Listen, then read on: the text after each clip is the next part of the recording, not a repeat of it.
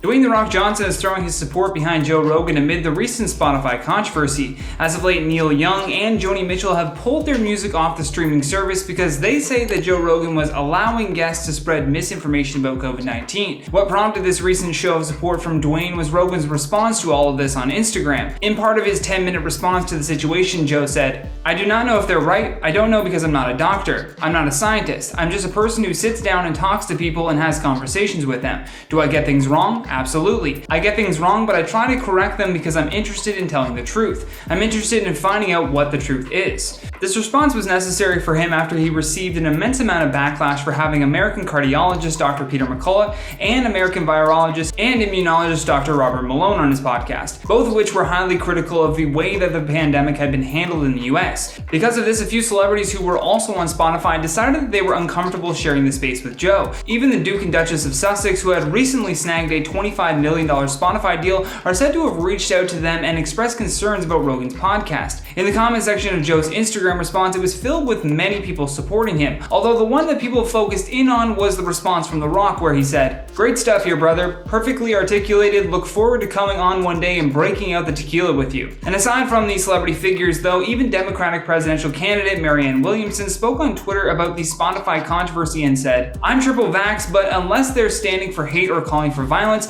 banning someone's podcast is too much like burning a book to me. Joe Rogan should talk on his podcast about whatever he damn well pleases." All of this Spotify controversy, though, started when Neil Young posted to his blog about how much he didn't want to be on the same platform as Rogan. In the post, he said, "With an estimated 11 million listeners per episode, JRE, which is hosted exclusively on Spotify, is the world's largest podcast and has tremendous influence. Spotify has a responsibility to mitigate the spread of misinformation on its platform, though the company presently has no misinformation policy. I want you to let Spotify know immediately today that I want all my music off their platform. They can have Rogan or Young, not both. I am doing this because Spotify is spreading fake information about vaccines, potentially causing death to those who believe the disinformation being spread by them.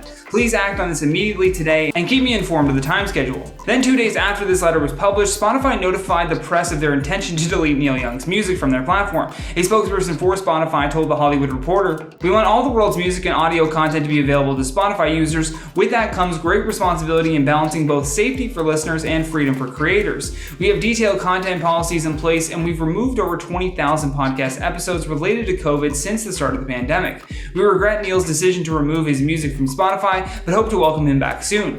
I'd love to hear your thoughts on all this, though, because that's all the time that we have for today. So stay classy, and I'll see you on the next one.